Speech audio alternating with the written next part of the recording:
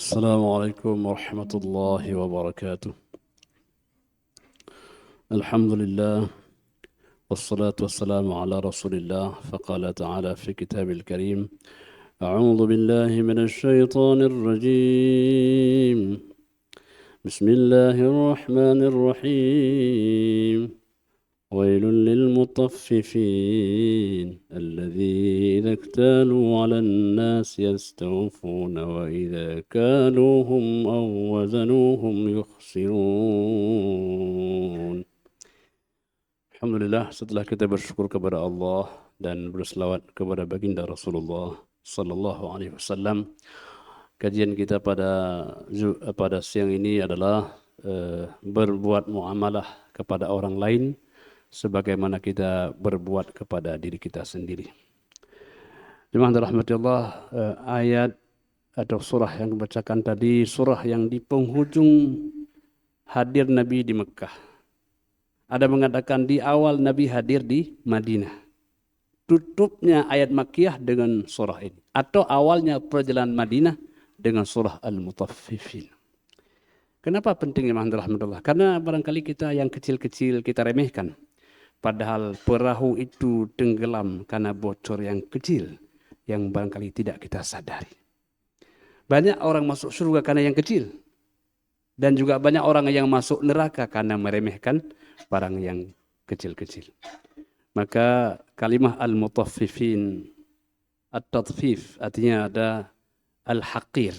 Sesuatu yang hina, yang remeh. Yang orang kalau kita tambah kurang enggak sadar atau enggak diopennya karena hanya 1 on, karena hanya 1 rupiah. Ini namanya tarfif, sesuatu yang kecil. Barangkali orang kalau kita beri pun dia enggak begitu merasa ada sesuatu yang kita beri. Tetapi orang tidak sadar, Allah sadar. Orang tidak tahu, Allah tahu. Jadi makanya penting al-mutaffifin ini karena kita akan menjadi betapa Allah akan menilai kita yang sekecil apapun dalam hidup kita.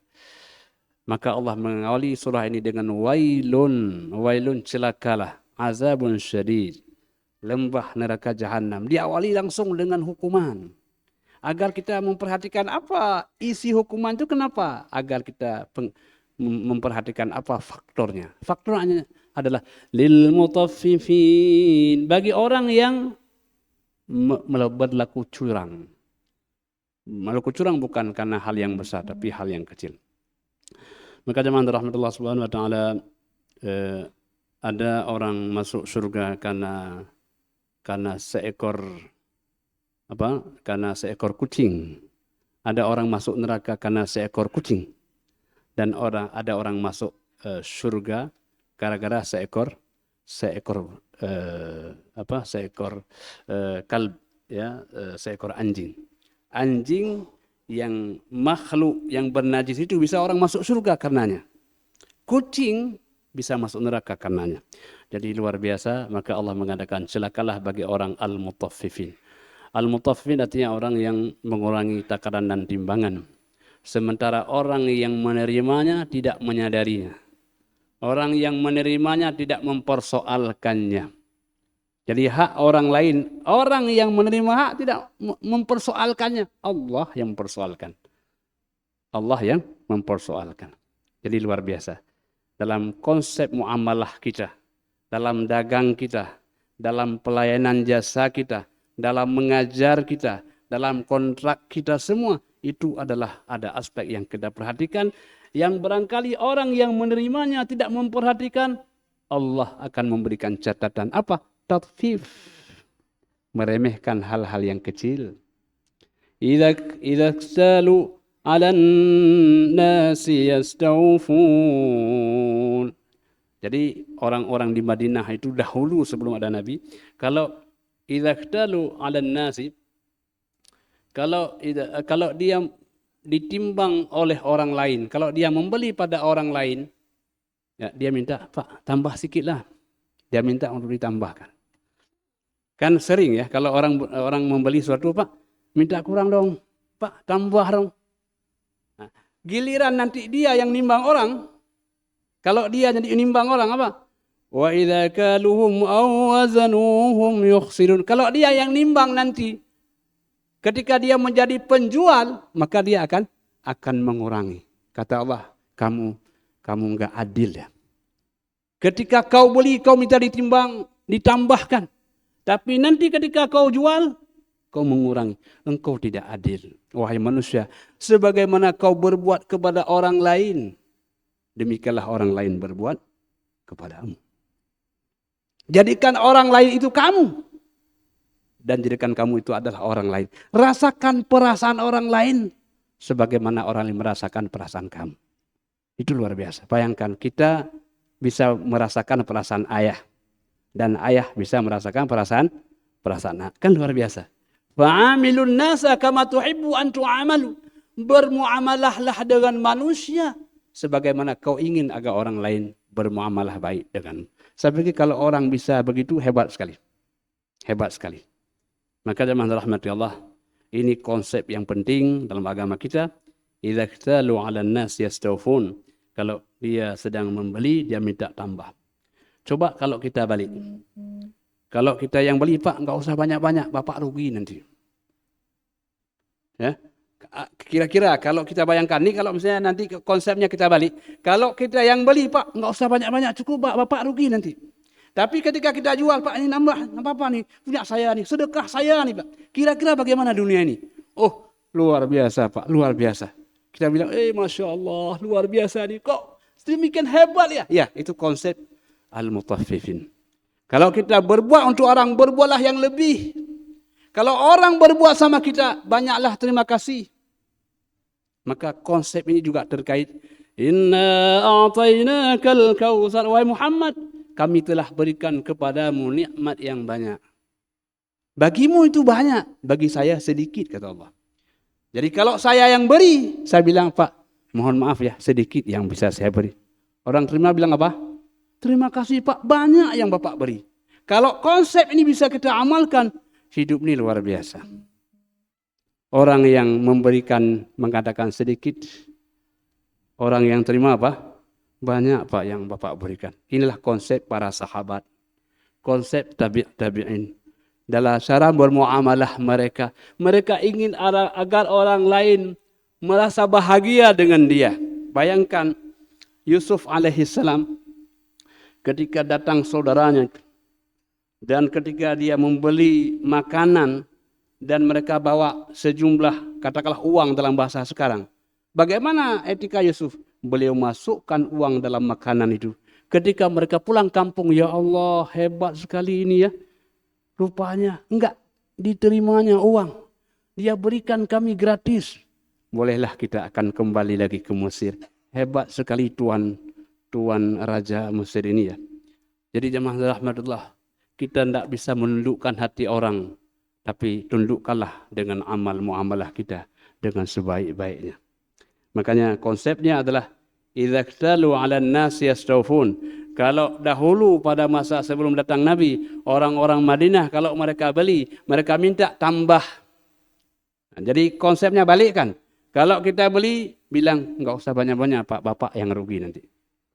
Wa idza kaluhum aw wazanuhum, kalau nanti kita yang jual, kita yang sediakan jasa, kita bilang Pak, ambil lagi lah Pak, enggak apa-apa, ini hadiah saya Pak. Balikkan agar kita tidak masuk kalangan wailun. Karena lawan celaka adalah bahagia. Kalau konsep yang ada ini wailun, maka jadikan awannya bahagia. Bahagialah orang yang apabila dia membeli, dia minta dikurangi. Apabila dia yang jual, dia akan menambahkan. Maka adalah konsep bahagia. Maka jemaah rahmati Allah, dalam konteks dunia yang barangkali sebagian mengadakan materialistis, yang lebih kepada hedonis dan sebagainya, hiduplah kita lebih sederhana, carilah keberkahan dalam hidup kita, karena nikmat bukan pada jumlah kuantitatif, tapi nikmat ada pada jumlah yang kualitatif. Apa kualitas? Kita bisa membahagiakan orang lain. Boleh jadi kita bersaudara karena dagang. Boleh jadi kita karena mengajar, kita jadi saudara.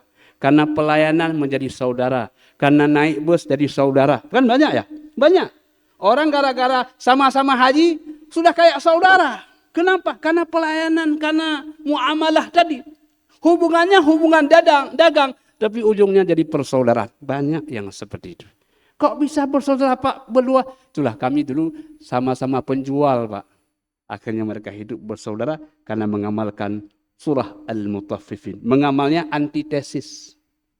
Kalau dalam surah ini celaka gara-gara mengurang, ketika menimbang, kita menambah.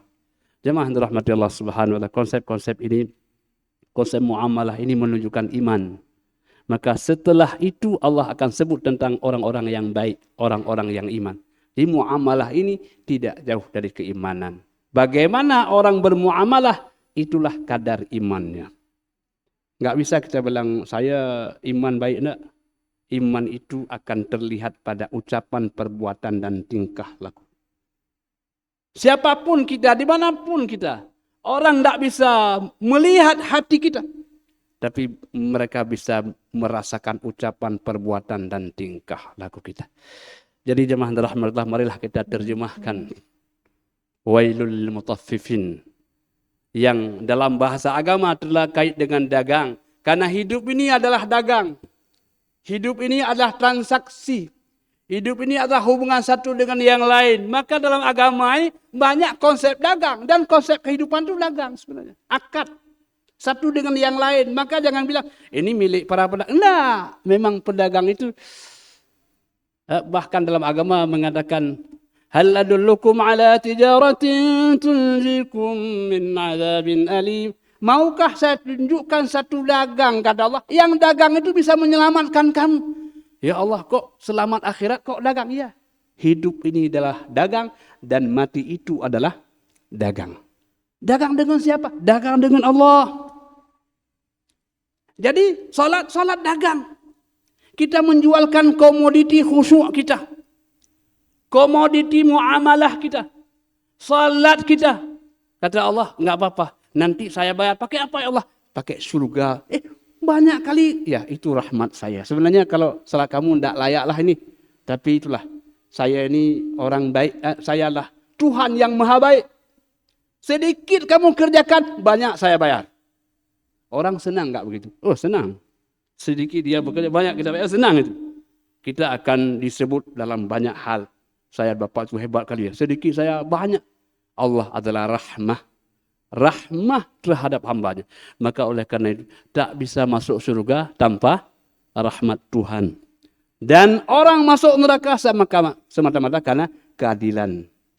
Jadi masuk neraka karena keadilan dan masuk surga karena rahmat Tuhan. Maka oleh karena itu hendaklah kita berinteraksi dengan manusia sebagaimana Allah berinteraksi dengan kita. Sedikit kita berbuat, berganda Allah melipat.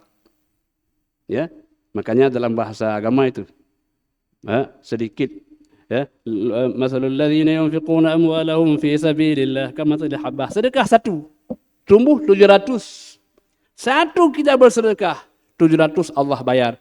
Wallahu yudha'ifu liman yasha. Enggak cukup. Allah katakan saya lipat gandakan lagi kepada siapa yang saya kehendaki. Maka berbuat baiklah kepada manusia, tak rugi.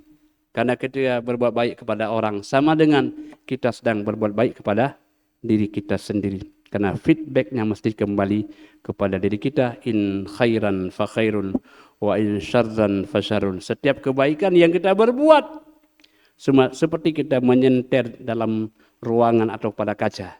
Refleksi pasti akan kembali kepada kita. Semakin terang kita menyorot senter kita, semakin terang pula refleksi akan kembali kepada kita. Maka orang yang menipu dalam dagangnya sebenarnya dia menipu dirinya sendiri. Ya, yukhadi'unallah. Ya, wa ma yakhda'una illa anfusahum wa ma yash'ur. Seakan-akan dia sudah bisa menipu orang dalam berdagang, dah. Dia sedang menipu dirinya sendiri. Maka oleh karena itu jemaah rahmati Allah, sebagai penutup, sebagai ilustrasi, ada seorang pedagang mengatakan kepada bawahan pelayannya, ini nanti kalau kamu, bapak mau salat nih, salat asar nih, ini ada barang yang kurang baik. Harganya awalnya 400 dirham. Tetapi ini jangan sampai 400, 200 karena udah rusak barangnya. Beliau salat, pas beliau pulang ternyata udah laku. Ini mana barang? Oh, udah laku berapa? 400. Salah kamu, kan saya bilang 200 ke 400. Marah dia karena bukan karena murah, karena mahal dia jual. Ada enggak kira-kira orang yang seperti itu? Ada. Mana? Dalam contoh ini minimal kan? Nah, contoh yang lain nanti kita carilah. Nah, jadi kemudian orang itu pergi kemana? Rombongan Pak udah pulang. Akhirnya dia cari onta untuk mengejar orang itu. Bayangkan. Ada orang gila seperti itu. Ada orang bilang, kamu hebat kali ya. Barang rusak, hebat bisa kau jual. Kan gitu ya? Biasanya begitu. Ini enggak. Dia cari onta, dia kejar. Wah, akhirnya dapatlah satu rombongan sedang istirahat. Pak, mohon maaf ya. Ada orang yang beli barang yang begini-begini. Orang itu takut. Kok cari barang yang sudah dijual? Oh saya Pak. Kenapa Pak? Enggak.